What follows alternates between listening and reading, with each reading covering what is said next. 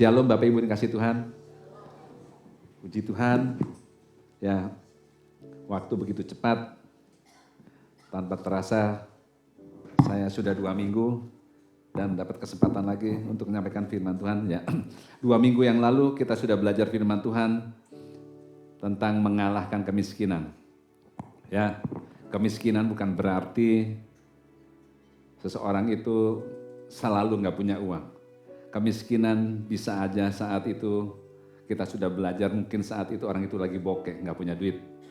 Tapi yang pasti kemiskinan lebih daripada orang mengalaminya karena cara berpikir yang sempit. Sehingga dia akan keliru dalam mengambil tindakan suatu keputusan. Pagi hari ini kita akan mau belajar melanjutkan. Kalau kita telah bisa mengalahkan kemiskinan, Tuhan mau menghadapkan kepada kita satu langkah lebih maju ke depan. Yaitu kita butuh yang namanya kesempatan. Setiap orang, setiap pribadi kita butuh yang namanya kesempatan. Kesempatan di sini berbeda dengan kesempatan orang yang mempunyai pikiran yang sempit. Ya, mumpung promo, mumpung kesempatan promo nih, mumpung gratis, mumpung ditraktir, mumpung lagi diajak makan, mumpung bukan. Kesempatan di sini artinya bahwa waktu kita mendengar firman Tuhan, hati kita dijamah Tuhan. Firman itu memberikan satu paradigma yang baru, membuat kita mengerti. Ini kesempatan yang Tuhan kasih. Ini kesempatan yang kita harus ambil. Bahwa waktu kita ngambil kesempatan itu, hatinya, pikirannya, semua cara pandangnya yang ada di dalam diri kita terpancar. Ini kesempatan Tuhan kasih, Tuhan percayakan padaku untuk ngadap ini. Untuk memenangkan jiwa. Ini kesempatan firman ditabur. Ini kesempatan aku bisa melakukan apa yang Tuhan mau. Jadi Bapak Ibu dikasih Tuhan, kemiskinan itu hanya satu karena kita nggak fokus dari apa yang Tuhan sediakan, berikan, dan kita tidak mengerti identitas kita. Nah, saya mau bawa Bapak Ibu, kita melihat bahwa tuntunannya, rencananya dari awal, kita tuh sudah ditentukan oleh Tuhan bahwa kita tuh naturalnya, secara alaminya, kita tuh harusnya orang yang berhasil.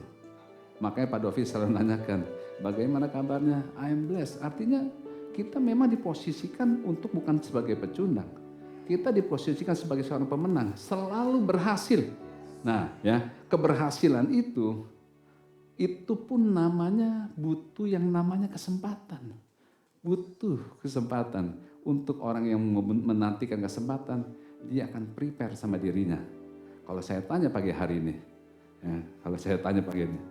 Pak Rudi, kalau pagi ini Tuhan bilang, Pak Rudi, anakku yang dikasih, apa yang kamu minta? Aku siap menjawab, apapun yang kamu minta. Kira-kira apa Pak Rudi? Hari Tuhan bilang begitu. Bingung kan? Karena kita nggak siap, kita nggak tahu, kita harus berbicara. Ya, ada Pak Rudi, ada 2 nih, coba. Rudi senior. Kalau pagi ini tanya, anakku Rudi, aku lihat apa yang kau lakukan menyenangkan hatiku. Apa yang kamu minta? Permohonan apapun aku berikan. Bingung, apa ya? Aku belum siapin listnya.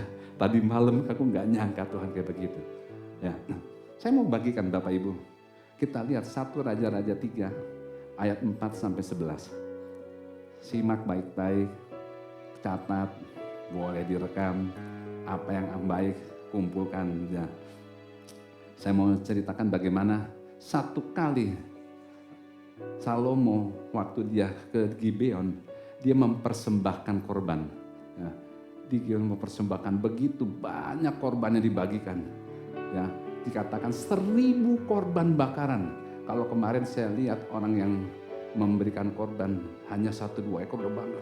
Aku udah sumbang sekian, itu nggak salah. Tapi di sini dikatakan 1000 korban bakaran. Itu untuk satu jenisnya, saya percaya sangat besar. Karena apa? Waktu dia korban bakaran dibagikan, lalu Tuhan bilang, apa yang dilakukannya? Tuhan bilang, sama Salomo. Aku mau menanyakan sama kamu, mau minta apa? Coba kita lihat ayat berikutnya. Di Gibeon itu Tuhan menampakkan diri pada Salomo dalam satu mimpi dan berfirman, mintalah apa yang hendak kuberikan kepadamu. Bilang, minta. Wah, bilang, kalau buat saya pribadi, saya tunggu nih. Iwan, kamu mau apa? Kira-kira ya. Kalau kita nggak siap, kita nggak bisa menerima apa yang ini. Nggak bisa mendapatkan. Kita lihat ayat berikutnya dulu. Saya habiskan ceritanya ya. Lalu Salomo berkata, engkaulah yang telah menjadikan menunjukkan kasih setianya yang besar kepada hambamu Daud. Jadi Salomo bilang, waktu Tuhan nawarin gitu bilang, Tuhan, engkau telah menunjukkan kasih yang begitu besar kepada papaku Daud. Kepada hambamu Daud, ayahku. Ya, sebab apa? Sebab dia hidup dengan setia, benar, jujur di hadapan Tuhan. Dan engkau menjamin kepadanya kasih dan setia yang besar itu.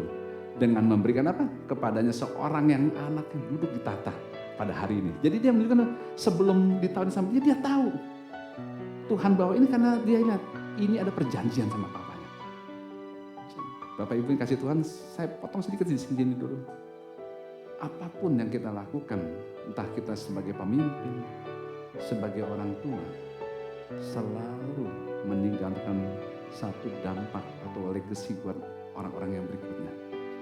Kalau dampaknya buruk, dia akan membawa buruk begitu banyak beberapa generasi.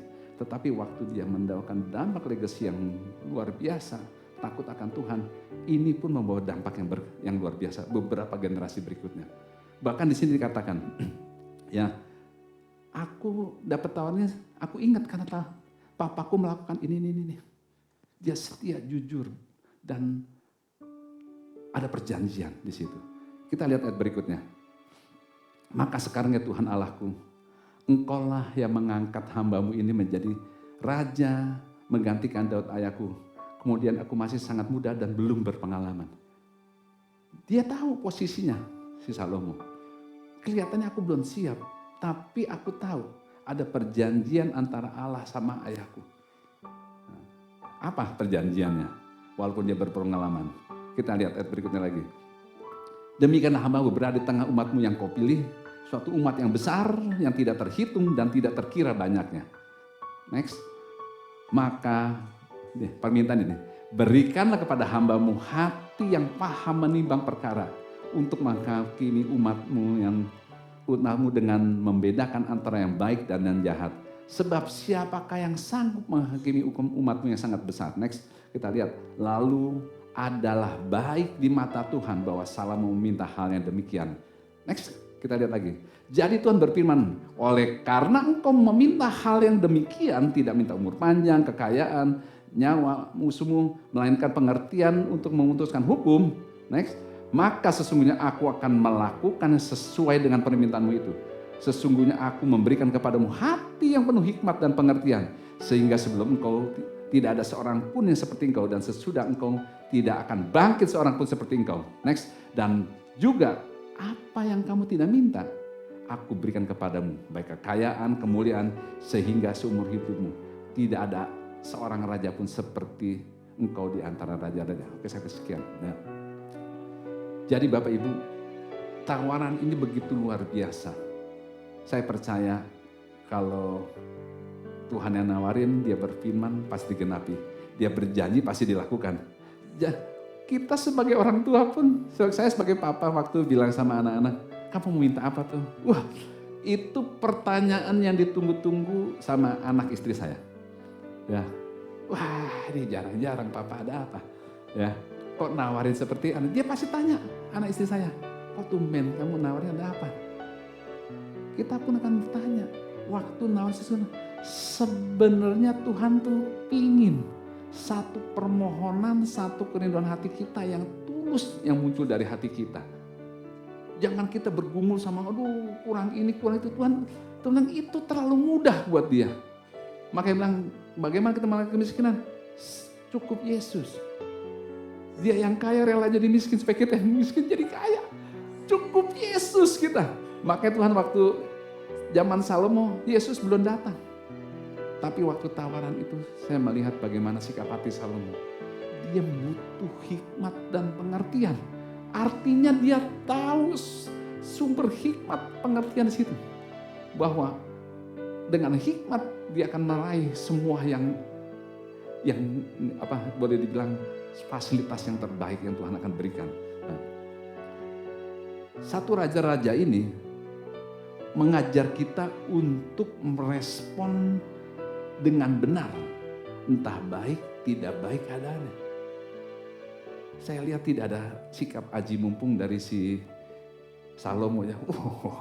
Mumpung. Orang yang aji mumpung selalu tidak punya persiapan. Hidupnya hanya mementingkan dirinya sendiri untuk memuaskan hawa nafsu yang ada di dalamnya. Karena mereka kelaparan, ketidakkepenuhan, akibatnya dia ingin memuaskan dirinya. Tapi orang yang penuh dengan apa yang Tuhan mau, isi hatinya Tuhan, dia nggak akan mementingkan menuntut apa yang ini. Dia akan melihat seperti hatinya Tuhan, melihat bagaimana kalau aku dipercayakan ini, Tuhan dapat apa? Seperti Daniel nabi Tuhan. Ya, di situ bilang, kalau kita memutuskan sesuatu, raja nggak boleh rugi, raja harus diuntungkan. Yesus harus dapat apa? Karena di dalam dia kita mengalami kepenuhan segala macam. Jadi waktu menghadapi masalah, kita akan dengan mudah merespon dengan benar. Ya, jadi waktu ngadepin masalah, kita bisa dengan apa ya? Dengan melihat ini bukan masalah. Cara respon kita yang selalu keliru itu menjadi masalah. Bapak Ibu mungkin ingat beberapa bulan yang lalu saya pernah mengatakan orang Norway di Norwegia, iklim di mereka sangat tidak bersahabat. Kadang-kadang 30, minus 30, minus 35. Dia bilang, wow, di negara kamu begitu sulit ya, begitu enak. No, selama kamu pakai casual yang benar, itu tidak jadi masalah. Wah, lihat kondisi yang minus 30, di atas 30, dia bilang tidak jadi masalah selama kita tahu bagaimana ini. Nah, hikmat dan pengertian ini yang perlu kita dapatkan, bahwa orang yang Norway seperti itu, hikmatnya yang Tuhan kasih sama Salomo melebihi dari apa yang ada di dunia ini. Nah, pagi ini kita belajar tentang itu. Jadi pada waktu kita menghadapi masalah, masalah tidak akan pernah lagi bisa menghancurkan kita. Karena jawaban selalu ada di depan. Wah, bingung gimana jawaban? Bapak Ibu, Tuhan dari awal sudah dikatakan bahwa Dia selalu merancangkan buat kita tuh masa depan yang gilang gemilang. Bukan satu musibah atau masalah. Karena Roh Kudus, karena Roh Yesus ada di dalam diri kita, Dia tidak menghendaki kita untuk mengalami kegagalan. Artinya Dia akan kasih tahu. Makanya tadi pagi, tadi kita minta, kita harus latih telinga kita untuk peka suara Roh Kudus yang lembut. Kalau kita fokus dengan sibuk aktivitas sehari-hari, sudah pasti kita nggak bisa dapatkan ide untuk mendengar suara Roh Kudus yang lembut itu. Ya, nah waktu kita menghadapi masalah, kita nggak perlu lari. Wah, ya, nggak ada jalan balik, lagunya bilang. Kita hadapi, karena kita ini hidup ini perjalanan bukan pelarian. Namun banyak anak Tuhan melarikan diri. Wah, masalah gue nggak sanggup. Waktu kita bilang nggak sanggup, artinya kita sedang berjalan sendiri tanpa Yesus. Firman Tuhan jelas katakan, bersamaku engkau lebih dari pemenang. Karena Yesus yang telah memberikan kemenangan buat kita atas itu. Nah, kita belajar pagi hari ini mulai dari Efesus 5 ayat 15 sampai 17. Firman Tuhan jelas katakan, karena itu perhatikan dengan seksama bagaimana kamu hidup. Jangan seperti orang bebal, tetapi seperti orang arif. Dan pergunakan waktu yang ada, karena hari-hari ini jahat. Sebab janganlah kamu bodoh, tetapi usahakan supaya kamu mengerti kehendak Tuhan. Wow, ya, saya itu firman ini berkali-kali saya pengen singgung, kenapa? Itu pun firman itu berbicara sama diri saya pribadi. Pergunakan waktu yang ada. Pergunakan waktu yang ada. Saya ambil judul dulu, second wind, angin kedua. Sekarang kesempatan. Artinya saya harus menggunakan kehidupan yang ada buat diri saya. Tuhan percayakan sama saya untuk dipergunakan semaksimal mungkin. Tuhan, kesempatan ini Tuhan. Sampai umur sekarang, sampai saat ini, aku mau pakai yang terbaik untuk apa yang Tuhan sudah siapkan lakukan. Walaupun banyak hal yang belum mengerti, tapi bukan berarti aku dibiarkan sendiri. Waktu kita gak mengerti itu kesempatan juga kita untuk bertanya, Tuhan harus bagaimana? Untuk dapat jawaban gak jauh dari firman. Firman selalu akan menuntun kita untuk melakukan apa yang Tuhan siapkan.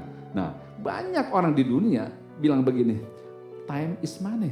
Wow, ya, waktu adalah uang, betul. Dunia bilang uang dan paling penting uang. Makanya waktu mereka mengejar uang, mereka tidak pernah puas dengan apa yang namanya uang.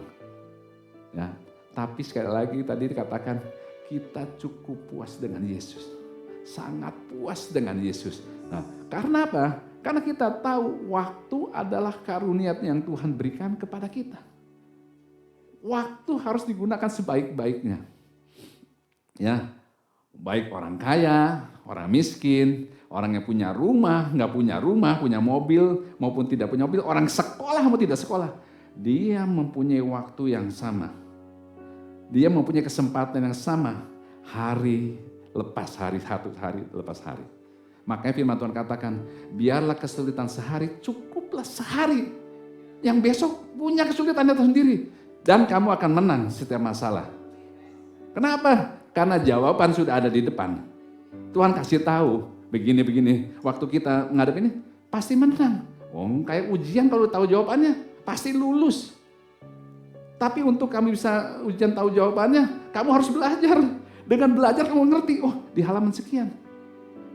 Tes terakhir kemarin saya ikut Karis, open book. Saya udah ulang ya, open book. Artinya boleh buka buku. Boleh buka buku, bukan berarti kamu mudah mencari jawaban. Kalau nggak pernah baca. Betul nggak? Dulu waktu saya SMA, teman sebelah kamar saya itu kuliah di UPN, Universitas Veteran, ya, punya negara punya, veteran khusus itu. Dia bilang, kok enak ujiannya UPN, di UPN kok open book. Iya, dengar open book kelihatannya gampang. Tapi kalau selama ini kamu nggak pernah baca, kamu nggak tahu di halaman mana. Kalau bukunya segini, aduh di mana? Kamu nggak bisa, nggak akan tahu. Ya, nah, waktu kamu tahu akan Tuhan kasih jawaban di depan, artinya kamu tahu jawaban itu karena kamu ngerti siapa yang ngasih jawaban. Kalau yang ngasih jawabannya nggak pernah belajar, itu bukan cilaka 12, cilaka 13. Ya, sangat berbahaya. Dengan siapa kamu bergaul menentukan masa depan kamu. Tunjukkan orang-orang temanmu sekitarmu kepada saya bisa lihat siapa diri kamu. Ya, dua minggu ini kita bisa belajar kalau kita pengen tahu isi hati diri kita sendiri atau isi hati orang, perhatikan perkataannya. Karena dari perkataannya itu meluap dari hati. Makanya jagalah hatimu dengan segala kewaspadaan. Karena dari situlah terpancar kehidupan. Kehidupan apa yang kita mau pancarkan? Lihat perkataannya. Apakah dengan di Ranggunan, banyak kebun binatang, suaranya, atau penuh dengan ucapan syukur, pujian yang mau. Nah, sekali lagi, Tuhan mau kita menggunakan waktunya sebaik-baiknya. Supaya apa? Waktu kita menggunakan waktu sebaik-baiknya, itu akan sangat membawa keuntungan bagi diri kita maupun orang lain. Nah, kalau kita mau menghargainya waktu diri kita, ya, waktu kita bisa menghargai waktunya kita sendiri, kita akan sangat menghargai waktunya orang lain. Kalau kita tidak menghargai waktunya orang lain, pasti dikarenakan kita sendiri nggak menghargai waktunya kita sendiri. Makanya ada lagu, hidup ini adalah kesempatan. Wah, ya, kayak nggak mau bahas itu. Nah, kalau orang hanya fokus pada uang, kekayaan, kedudukan, maka orang itu tidak akan dapat bertahan pada saat mengalami guncangan. Padahal Tuhan jadikan apa? Kita mau tampil lebih dari pemenang. Nah, sekarang kita tahu, memang kita hidup perlu uang. Kita perlu uang. Dalam aktivitas apapun perlu uang. Tetapi uang itu bukan segalanya. Orang kaya bukanlah orang yang memiliki segalanya. Oh, dia kaya. Kaya apa dulu? Ya, bukan memiliki segalanya, melainkan orang yang sedikit, orang yang kebutuhannya paling sedikit, kaya. Artinya apa? Kalau kita kebutuhan sedikit, artinya kita punya banyak simpanan untuk nggak perlu dikeluarin. Orang kaya seberapapun kalau yang keluar banyak, akhirnya apa? Hanya keluar begitu aja. Kemarin dikatakan 2 minggu yang lalu bilang, tiba-tiba orang kaya dapat $2 juta karena dia nggak sanggup menerima beban yang begitu besar, tiba-tiba datang. Ya, kayak tadi ada tawaran, $2 juta datang. Wow, kekayaan tuh mempunyai satu yang namanya bobot, beban, berat. Karena kata dasarnya kabot, beban. Kalau saya nggak pernah olahraga, saya angkat begini, aduh, ya terpaksa akupunktur atau fisioterapi, kecepit, keseleo pinggang saya. Tapi kalau saya udah biasa latihan angkat beban 1 kilo, 3 kilo, 5 kilo, 10 kilo, 25 kilo, saya dengan mudah bawa. Kenapa? Saya melatih sama dengan kekayaan. Orang yang mengumpulkan sedikit demi sedikit bertambah kaya. Bukan tiba-tiba $2 juta. 2 minggu yang lalu kita dengar orang yang tiba-tiba kaya. Dia nggak sanggup beban. Mau diapain duitnya ini? Ya, dan akhirnya apa? Dia jatuh dalam lubang karena nggak sanggup beban itu. Keadaan yang lebih buruk dari sebelumnya. Nah, waktu lebih berharga daripada uang. Kita bisa meraih uang lebih banyak, tetapi kita tidak bisa memberi tambahan waktu. Kita bisa meraih uang lebih banyak, tetapi kita tidak bisa menambah tambahan waktu. Waktu akan habis, nggak dipakai habis, selesai, nggak bisa. Uang kita bisa kejar, nambah terus, nggak pernah puas. Tapi waktu nggak bisa. Kasih tambahan waktu kayak main bola 3 menit lagi, nggak bisa, nggak ada. Udah waktunya, misalnya kita harus Tuhan sudah sediakan dan kita akan pulang ke rumah Bapak. Bentar, 3 menit lagi, 3 hari lagi, nggak bisa. Seperti Hizkia, Tuhan, Engkau nggak ingat aku sekian sana. Dikasih waktu 15 tahun lagi. Ya, Alkitab ada, minta time limit terus kasih waktu. Waktunya habis, minta lagi. Nah, uang bisa membeli perhatian.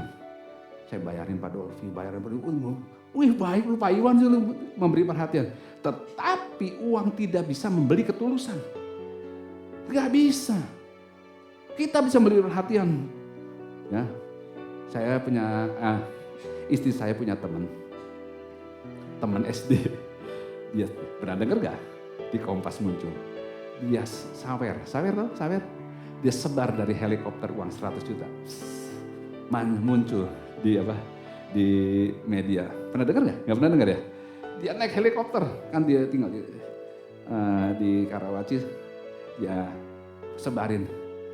Lalu teman-temannya waktu kumpul dia bilang begini, kamu nyebar uang segala macam. Iyo, tapi itu duitku. Ya maksudnya apa? Aku sebar uang tapi bukan uangku. Mana ada orang yang mau sebar? Karena apa? Itu uang dari sponsor, bukan uang dia. Jadi Bapak Ibu, orang bisa menarik perhatian, tapi tidak bisa mendapatkan atau memberi ketulusan. Uang bisa juga memberi kecantikan, pakai uang bisa beli mau merek apa, ya, skincare apa, wah, tetapi uang tidak bisa membeli kesetiaan. Mau di make up model gimana? Kalau kamu punya dasar benih yang gak baik, kamu pasti gak setia. Karakter Kristus, karakter yang setia. Kalau kamu punya benih firman, kamu akan setia dengan pasanganmu. Setia dengan pekerjaanmu. Setia dengan apa yang ditugaskan pada kamu. Ya, nah, Allah tidak pernah keliru mempertemukan kita dengan siapapun orang sekitar kita. Wow, saya tahu gini, memang Tuhan tidak pernah salah. Padahal yang kita temuin itu apa? Ada teman yang keras, wah kalau ngomong udah pengen menang sendiri. Maaf ya kayak orang Batak, wah selalu mau menangan sendiri. Enggak, karena dia orangnya jenis begini yang keras gini, mendidik kita untuk apa? Berani dan bersikap tegas. Ada kala kita ketemu teman lembut.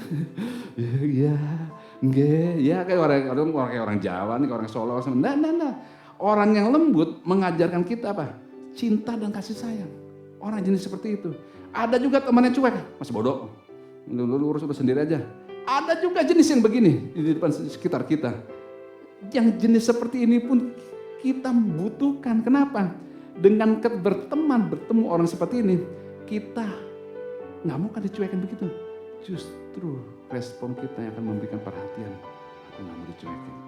Aku tidak mau melakukan hal yang sama dengan orang itu. Bahkan kalau kita ketemu teman yang sangat menjembalkan apa, yang nggak bisa dipercaya omongannya. Gua nggak percaya omongan dia. Itu kayak ember ngomongannya, nggak bisa dipercaya. Ya, kata-katanya sulit, nggak bisa dipegang kebenarannya. Yang jenis begini juga kita bisa mengerti betapa tidak enaknya kalau kita dihianati. Betapa kita tuh nggak semau diperkitukan. Maka kita bisa belajar untuk menjadi apa? Orang yang bisa dipercaya, dapat dipegang perkataannya. Bahkan ada satu teman yang ini benar-benar jahat, ya. Kalau orang Chinese bilang ciacau, pernah dengar nggak ciacau? Cia itu dimakan langsung lari, ya. Kerjaan ciacau. Wah, bahasa ya cepat ya ciacau. Ya. Saya dulu kecil, apa tuh ciacau? Cincau apa ciacau? Ciacau. Ya. Karena orang ciacau hidupnya kuacau. Ya, jadi kacau. Kenapa kacau? Siapa yang ciacau? Namanya acau. Dipanggilin kok acau. Jadi gitu ya. Nah, setiap karakter manusia di atas selalu baik buat kita selama kita bisa merespon dengan benar. Hanya punya firman. Tuhan Yesus diperlakukan seperti apa? Sama orang-orang waktu dia datang ke dunia. Begitu banyak orang yang memperkenalkan dia. Ada yang respon baik, ada yang itu berbagai jenis. Ya, tapi Tuhan Yesus mengajarkan kita untuk bisa mengerti dan merespon dengan benar. Sekarang Yesus ada di dalam diri kita. Itu yang kita perlu. Mendengar peka. Seperti Roh Kudus yang berbicara lembut. Mata kita tajam seperti mata Raja Wali. Ini kesempatan memandang jiwa-jiwa. Kaki kita, kaki yang lincah seperti gijang. Untuk mampu menjangkau jiwa-jiwa. Nggak cuek dan nggak peduli. Nah, percayalah Bapak Ibu, suatu saat waktu kita berjalan, kesempatan itu datang seperti yang ditawarkan seperti Salomo tadi.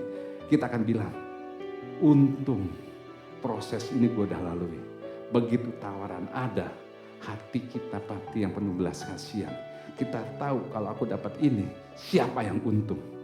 Bukan diri kita sendiri. Nah, namun banyak orang gagal menjalani kehidupan ini. Kenapa? Karena mereka tidak mengerti siapa dirinya. Karena dia walaupun dia percaya Yesus, dia tidak membangun hubungan yang benar sama Tuhannya. Yang penting gua asal selamat aja dah. Yang penting gua nggak dihukum nanti. Yang penting gua nanti masuk surga. Yes. Tapi nggak cukup sampai di situ. Kan udah dikatakan kita diberkati untuk jadi berkat. Kamu diselamatkan untuk menyelamatkan orang lain. Waktu kamu diciptakan, manusia diciptakan, kita menerima hembusan Allah supaya kita hidup. Tapi waktu Tuhan menghembuskan yang kedua, melalui hidup kita orang lain dihidupkan. Wow, ya, asik ya. Nah, makanya karena dia tidak tahu identitasnya, tidak tahu siapa dirinya, tidak tahu siapa Allahnya, orang itu akan frustasi menjalani kehidupannya. Kenapa frustasi? Dia berjalan berdasarkan pikiran keinginan maunya sendiri. Padahal di Mazmur 25 ayat 9 dikatakan sampai 10 bilang kata gini.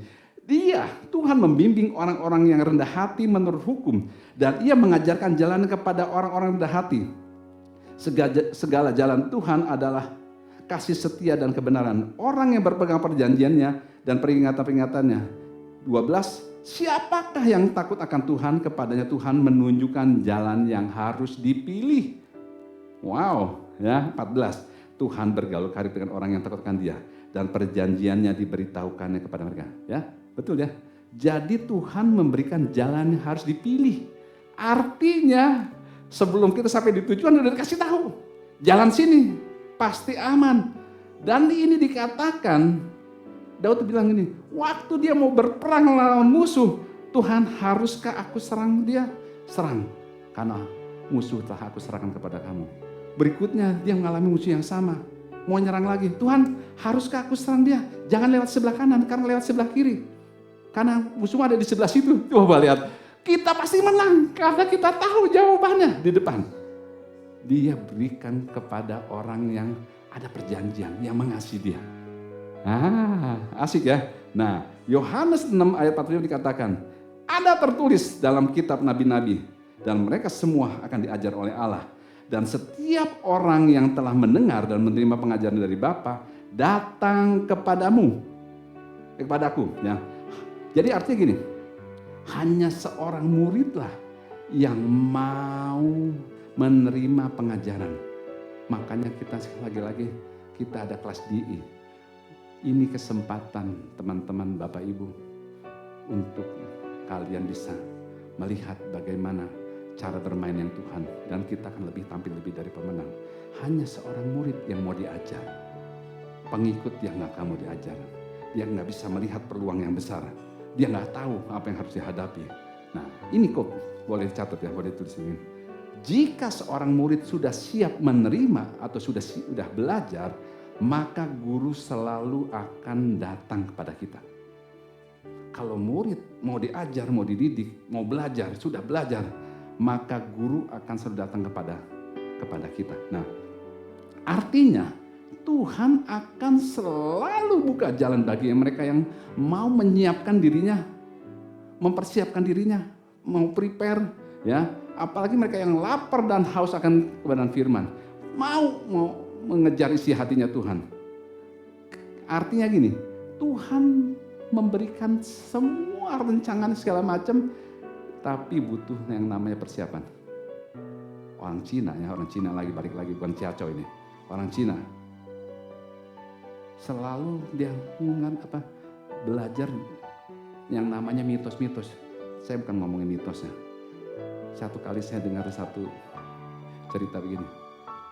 Ada yang namanya dewa keberuntungan. Ya. Orang itu bilang hoki, enggak ada hoki. Karena keberuntungan itu datangnya tiba-tiba. Orang nggak pernah persiapan. Selalu orang yang siap nggak siap, dia akan lewat begitu saja. Tapi sulit untuk ditangkap. Nah, dia bilang, makanya jangan kejar. Itu namanya dewa keberuntungan. Kamu nggak akan bisa ketangkep. Bapak Ibu kenapa nggak bisa ditangkap? Ternyata kalau seperti orang ini bukan begini, mukanya di sini. Dewa keberuntung, mukanya di belakang sini. Jadi mau dikejar ya bisa kelihatan, dikejar makin firman Tuhan bilang, janganlah berusaha untuk menjadi kaya. Pada waktu kamu berusaha mengejarnya, dia seperti burung punya sayap terbang. Makin dikejar dia makin jauh, makin tinggi. Makin dikejar. Ya, tapi mintalah hikmat dan pengertian seperti Salomo tadi. Kamu gak sekejar, kamu akan diburu. Namanya buru berkat. Sebentar kita akan belajar itu. Nah, kenapa? Kenapa kita orang China yang waktu dikatakan gak tahu firman, tapi dia ngerti hal ini. Lalu tangkapnya gimana? Jangan dikejar, tapi tunggu dia lewat. Siapkan, berjaga-jagalah. Begitu lewat dia tangkap, bukan di belakang dia. Nah, tangkap. Nangkepnya bukan dari belakang, ada caranya. Firman akan kasih tahu bagaimana kamu meraih, mendapatkan semua janji-janji yang firman Tuhan katakan. Segala berkat Tuhan tersediakan di kerajaan surga. Walaupun sekarang belum sampai dompet kita, rekening kita, tahu caranya untuk mengambil hal itu. Makanya kamu bisa mengalahkan kemiskinan. Tapi kamu gak miskin dalam cara berpikir. Nah, kita harus bisa bedakan antara menerima dan meminta. Menerima dan meminta walaupun sama-sama mendapatkan. Beda. Ya, beda jauh antara menerima dan meminta. Saya mau katakan kayak Salomo tadi, pada waktu Bapak Ibu satu kali mendapatkan tawaran itu, artinya pada saat kamu mendapatkan akses itu seperti apa yang Tuhan janjikan, kita harus menghormati, harus menghargainya. Artinya apa? Kalau kita sudah dapat akses semua fasilitas janji Tuhan segala macam, waktu kita tidak menghargai, menghormatinya, apapun yang kamu tidak bisa kelola akan hilang daripadamu. Hati-hati, kemarin sih gue dapat rezeki banyak, terus sekarang di mana? Habis. Artinya apa? Segala sesuatu yang kamu terima, akses itu kamu dapat terima dengan baik. Kalau kamu nggak hargai, kamu nggak hormati, akan hilang dari tangan kamu. Nah, padahal untuk dapat akses itu enggak semua orang bisa meraih. Kalau Bapak Ibu dulu senang baca film silat atau baca komik silat tuh, orang akan berusaha untuk cari guru yang paling hebat ada di gunung sana. Dan untuk sampai di gunung itu pun kamu belum tentu diterima. Artinya enggak sembarang untuk bisa dapat kesempatan itu. Itu silat ya. Tapi begitu kamu dapat kesempatan jadi murid itu, pergunakan kesempatan dengan baik. Pada waktu kamu terima Yesus sebagai Tuhan dan Juru Selamat, pergunakan dengan baik. Karena aksesnya itu adalah lewat Yesus semua sudah diterima. Pergunakan dengan baik. Nah, lalu bagaimana kita untuk bisa menghargai dan menerima itu semua? Ulangan 8:8 mengajarkan, haruslah engkau ingat kepada Tuhan Allahmu, bahwa kalau kamu yang tadi tidak ada, sekarang menjadi ada. Yang tidak bisa menjadi bisa. Harus ingat ya bahwa Tuhanlah yang memberikan kekuatan, ability kepada kamu untuk to get well, untuk meraih itu semua. Ya, Tuhan semuanya inisiatif dari Dia. Tadi dikatakan kita dapat akses untuk dapat ke situ. Ya, tapi Tuhan bukan kasih kekayaan, tapi kasih kekuatan. Kekuatan itu membawa kamu untuk meraih, mendapatkan kemakmuran. Nah, saya gambarkan di sini. Tuh di New King James Version bilang begini. Tuhan memberikan kita kemampuan untuk memperoleh, menghasilkan kemakmuran dan kekayaan. Tuhan memberikan kita kemampuan. Kalau bahasa keren sekarang, skillful, keterampilan. Makanya Bapak Ibu harus punya kerjaan. Hanya orang yang skill yang bisa bekerja. Ada nggak yang skill nggak bekerja? Bertanya diri sendiri. Hanya orang yang skillful, orang yang punya keterampilan. Tapi gua bisnisnya cuma bikin es, nggak masalah. Yang penting lu bisa bikin es. Aduh, cuma gua bisnisnya bikin bubur, nggak masalah bikin bubur. Tukang bubur yang diurapi Tuhan beda. Walaupun bahan dasarnya sama. Ya, Pak Hatta saya dengar, bikin mie, beda tukang mie-nya. Tukang mie yang diurapi Tuhan beda. Walaupun bahannya sama, ada tepung, ada ini, beda. Saya mau cerita Bapak Ibu, atau udah pernah dengar ya. Satu kali saya dikasih tahu 15 tahun yang lalu, atau 20 tahun yang lalu, ada seorang tukang bubur. Tukang bubur itu encim-encim. Encim-encim tahu? Ya tante-tante kalau orang Cina bilang encim-encim. Dia bilang gini, encim-encim ini di Bali.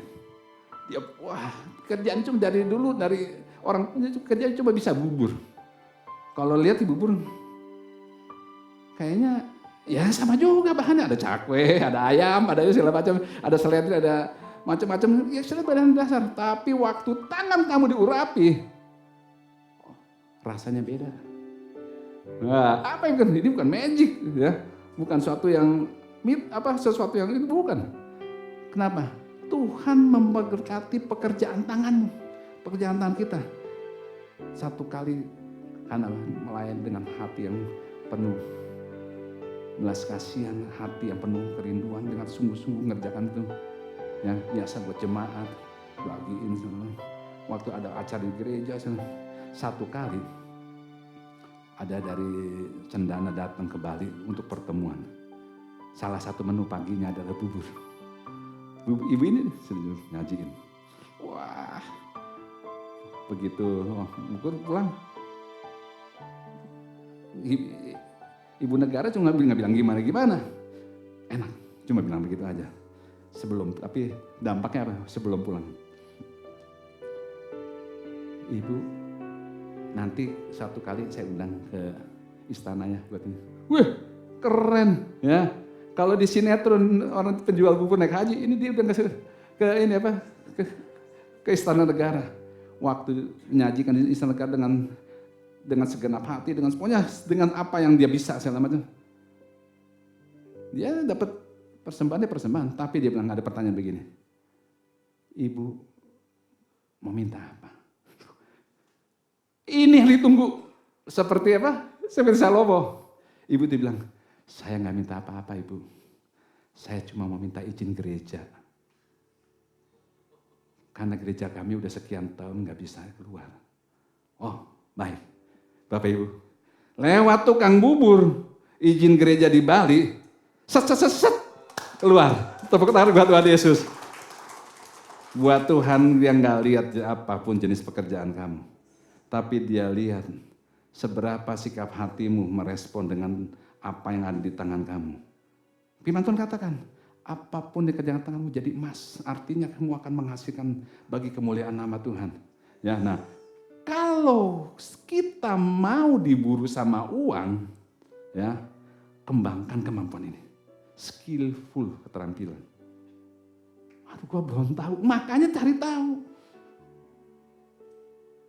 Belum dapat, cepet diem.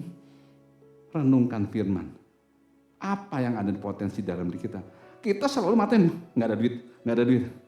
Selalu bilang nggak ada duit. Ya, saya paling gregetan juga. Padahal dulu saya melakukan hal yang sama. Tapi waktu tahu kebenaran firman, saya jaga. Sekalipun bokek, ya, bokek nggak punya duit. Mulut saya nggak pernah akan bilang nggak ada duit. Satu kali saya ngalami hal yang habis kerusuhan, yang istri saya udah ceritakan bagaimana kita nggak bisa bayar uang anak saya sekolah 2.500.000. Papa saya sudah lihat, anak ini nggak punya uang. Loh, dari mana dia tahu? Saya percaya Roh Kudus akan gerakin papa saya. Tapi mama saya bilang begini, enggak, anak itu diberkati. Padahal saya benar-benar nggak punya uang, makanya saya diam. Saya nggak minta sama orang tua saya. Kenapa? Saya nggak izinkan bukan ini walaupun orang tua saya, manusia untuk menolong saya saat itu. Saya dapat satu revelasi bahwa aku mau lihat bagaimana Tuhan menolong saya. Ya, kalau Cia ini kasih cerita bagaimana seperti kepompong, saya mau izinkan Tuhan untuk saya melihat bagaimana Allah yang aku percaya itu Allah yang hidup. Di situ bahkan yang waktu saya di penampungan di Bintaro di sektor 3 itu kita tinggal di rumah adik ipar yang baru pulang dari Amerika. Saya nggak cerita, walaupun saya ditampung 5 bulan di rumah dia, nggak kerja Bapak Ibu, nggak kerja, berarti nggak ngapa-ngapain. Bukan saya nggak mau kerja, karena lagi harus untuk ngurus izin praktek begitu panjang ceritanya. Ya, nanti 1-2 sesi lagi kita bisa ngomong kenapa bisa ada itu. Hari ini saya cuma bilang saat itu saya nggak punya kerjaan. Bukan nggak punya, sedang menunggu yang namanya kesempatan saya bisa bekerja. Karena otak saya nggak miskin. Saya tahu hikmat Tuhan kasih tahu. Makanya saya taruh hati saya sama Tuhan. Tuhan, aku percaya. Nah, saya ngadu dong sama Tuhan. Papa saya nggak jadi kasih uang. Saya ngadu, Tuhan, mama papa saya aja yang belum percaya sama Tuhan, dia bilang saya diberkati, nggak mungkin saya nggak diberkati. Singkat cerita, Tuhan pertemukan sama ya perkara-perkara kecil dan saya bisa dapat penghasilan sesaat saat itu ya, ditawarin praktek di Kelapa Gading, dari Bintaro Kelapa Gading, waktunya wah, cukup jauh dan dikatakan apa? Kamu jangan bersedia kalau nanti kamu ke sana kamu nempokin nyamuk. Artinya apa? Nggak ngapa-ngapain, nggak ada pasien. Oh enggak, Tuhan kita tuh ada kaya. Dia terlalu mudah untuk menyediakan apa yang kita perlukan. Singkat cerita, Tuhan percayakan saya datang dalam 1 bulan 8 kali. Tuhan cukupkan apa yang kita perlukan. Nah, saya mau katakan gini. Kita enggak mau terjebak dengan yang namanya memburu uang. Kita harus diburu uang. Kenapa? Naturalnya kita dari awal dibilang Tuhan ciptakan kita hidup dalam segala kelimpahan. I'm blessed, kita diberkati, itu janji Tuhan. Namun manusia sibuk dengan pekerjaan dari pagi, siang, sore, hingga malam. Ada yang double job, triple job, ya, sampai banting tulang, banting kaki, banting kepala, tetap dia begitu pusing. Ya, karena kepalanya dibanting-banting terus jadi pusing dia. Nah, padahal waktu kita mau berdiam diri sejenak bersama Tuhan, dan kita akan dapat klik, satu ide yang Tuhan kasih untuk kita bisa dan mampu melakukannya. Namun karena kita sibuk, kita lupa catat. Saya udah bilang kalau dengar firman cepet siapin pulpen, siapin rekam itu catat. Catat, karena kalau nggak dicatat begitu jalan. Tadi Tuhan ngomong apa ya? Dia lupa. Saya sering berkali-kali, saya bilang, saya berkali-kali begitu. Waktu saya sendiri, saya lari pagi, ya, 5 kilo, 10 kilometer, segala macam. Banyak pewahyuan firman yang keluar.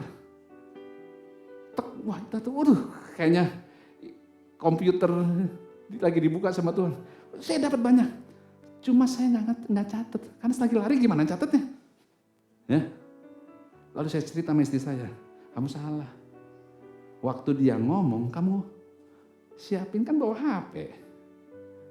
Kamu rekam, tak, nggak usah dicatat, rekam. Sekarang teknologi sudah ada dengan sangat mudah. Oh iya, aduh dokter tapi otaknya cuma sampai segitu juga, nggak ngerti juga. Makanya jangan bangga sama gelar.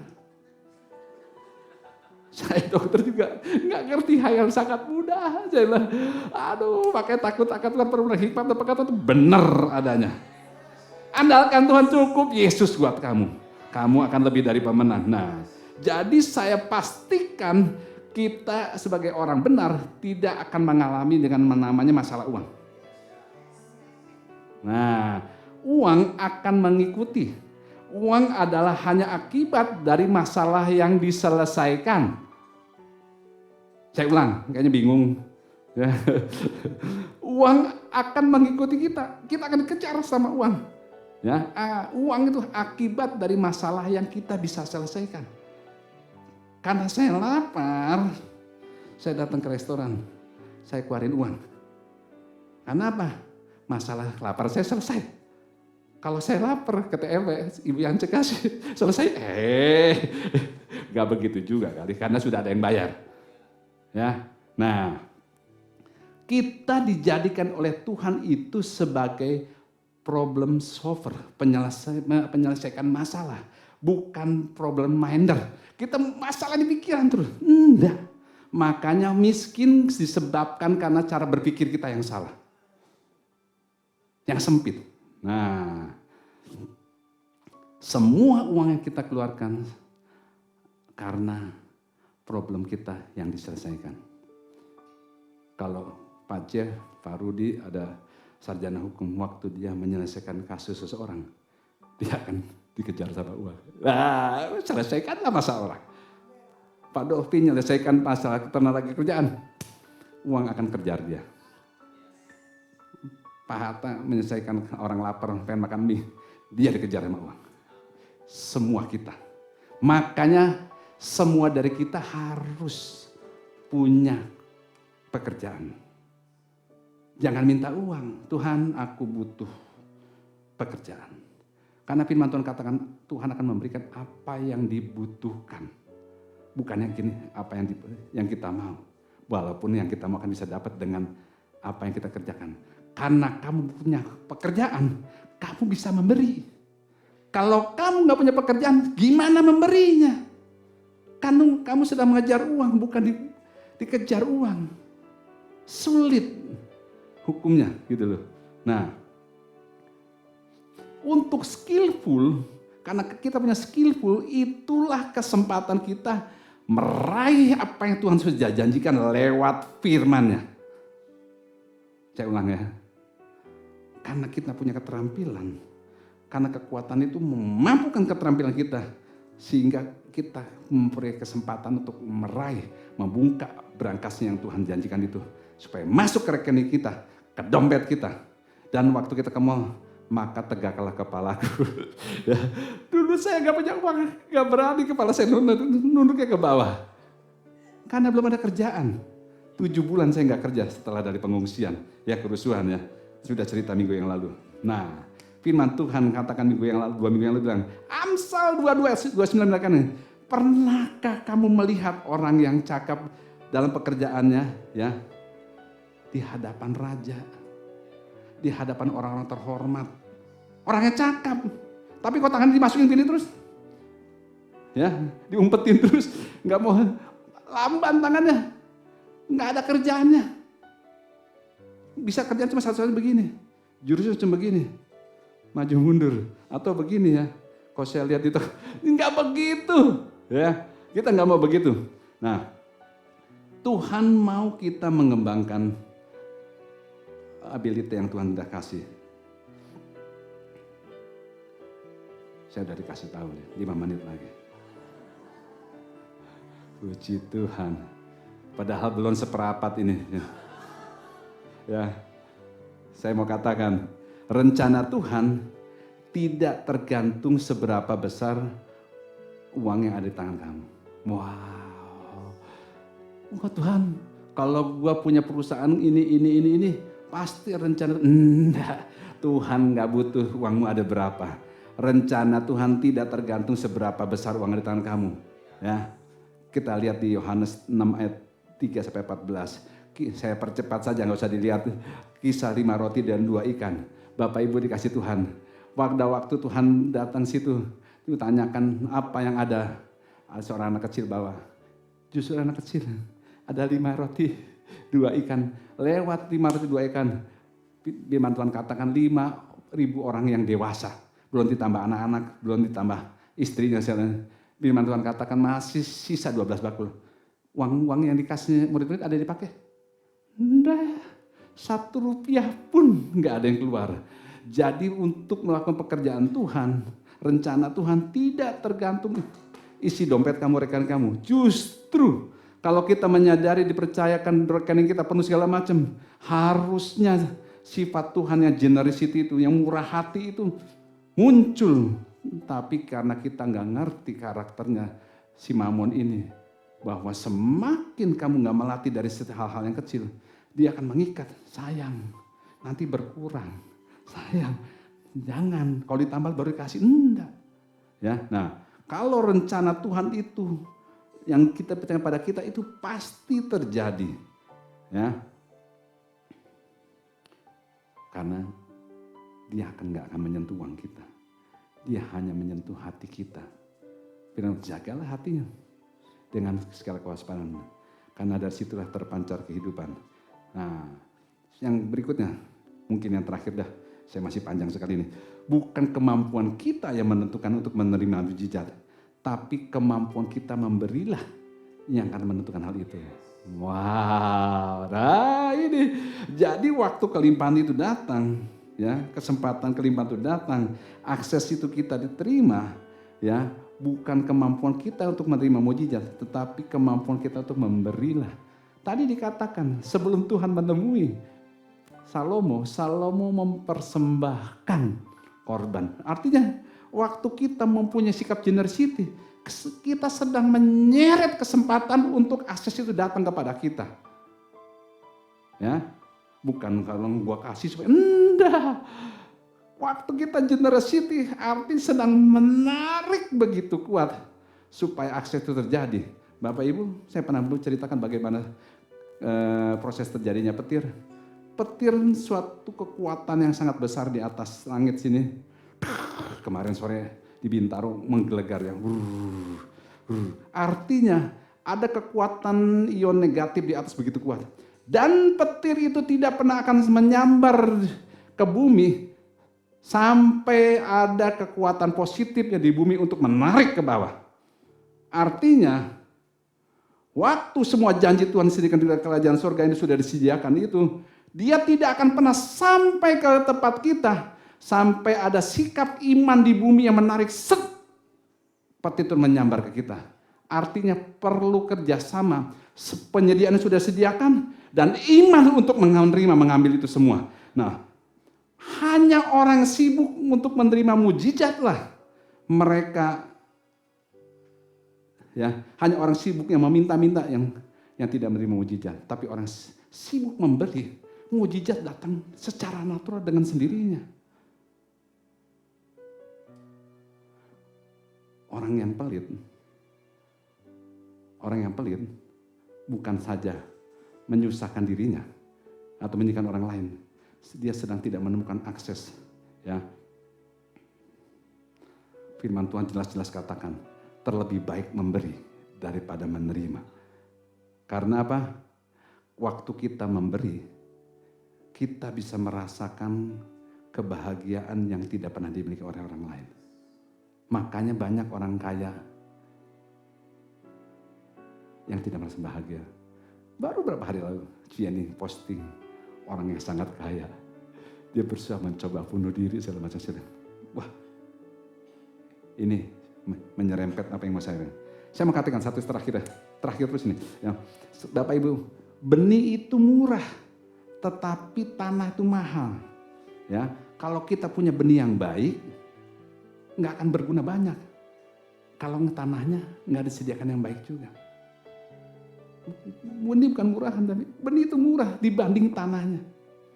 Tapi kalau kita punya benih yang bagus, yang baiknya seperti apapun, kalau nggak dapat tanah, dia akan sia-sia.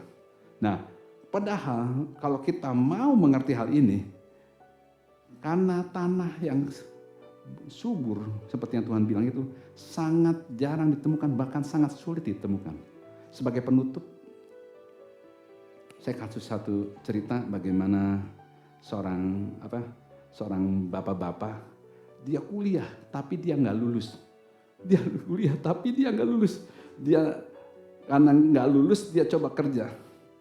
Dia kerja belum, ya, kerja di mana? Di sekolah dasar. Karena dia nggak lulus kuliah, dia susah. Dia ngajar di sekolah dasar, ya minimal kan gue ada pernah kuliah.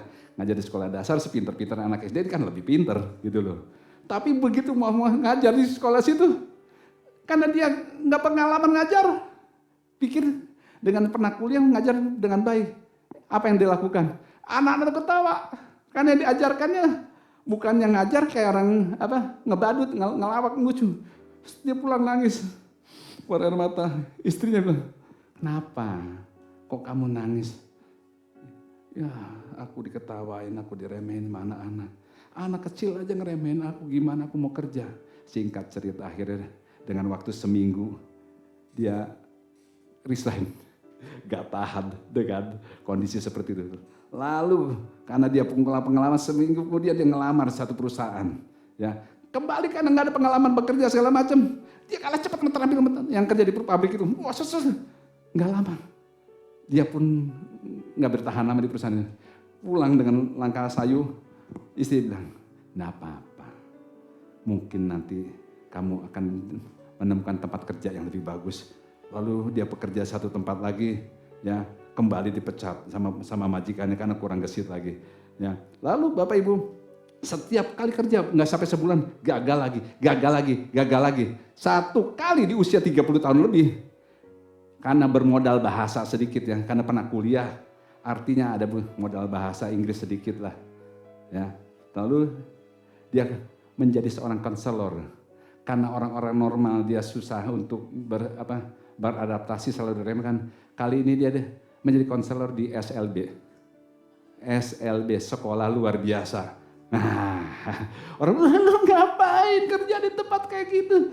Mau jadi apa? Lu kan karena nggak bisa kerja di tempat ini. Wah, dia orang-orang ngeremehin.